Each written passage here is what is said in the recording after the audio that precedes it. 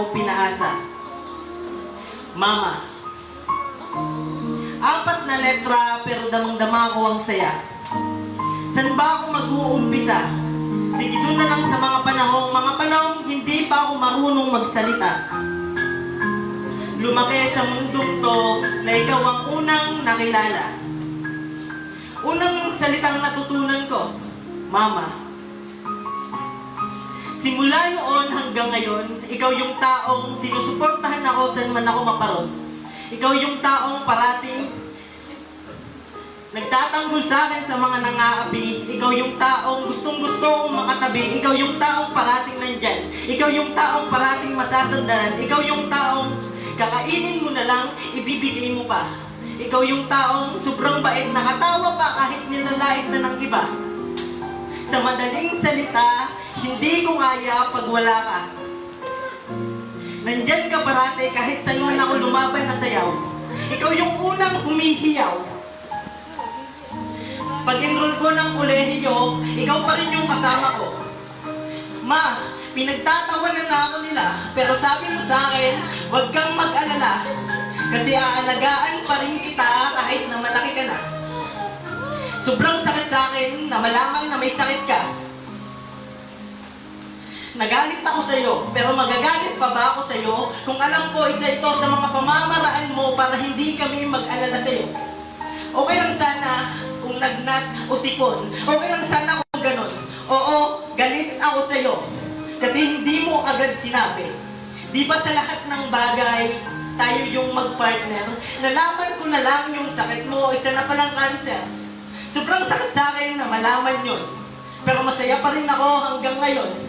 Kasi nandyan ka pa rin. Kaya salamat sa Panginoon. Dahil hindi ko kaya pag wala ka. Hindi ko kaya pag hindi ka kasama. Kasi mayroon pa akong mga pangarap na gusto kong matupad na nandyan ka. Pareho tayong nasanay na magkatabi matulog.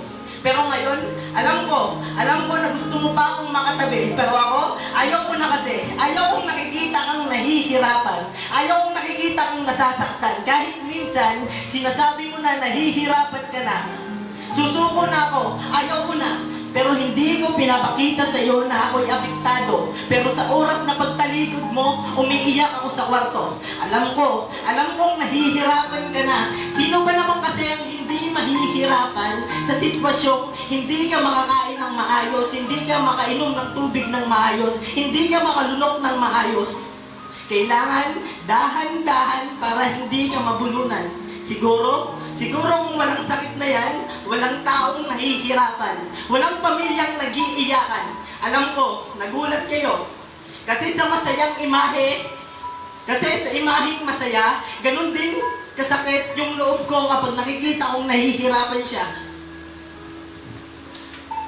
Sa pagkakataong na to, makikita nyo anong pagkatao ko.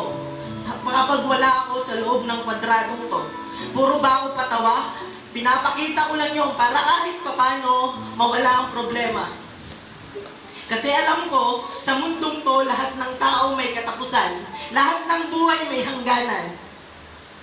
Pero itong babanggitin ko na linya, ang huling linyang babanggitin ko, kahit minsan nakagawa ko sa iyo ng mali, lagi mong tatandaan, magtatapos ako. Ikaw yung unang taong pasasalamatan ko. Kasi nabuhay ako sa mundong to dahil sa'yo.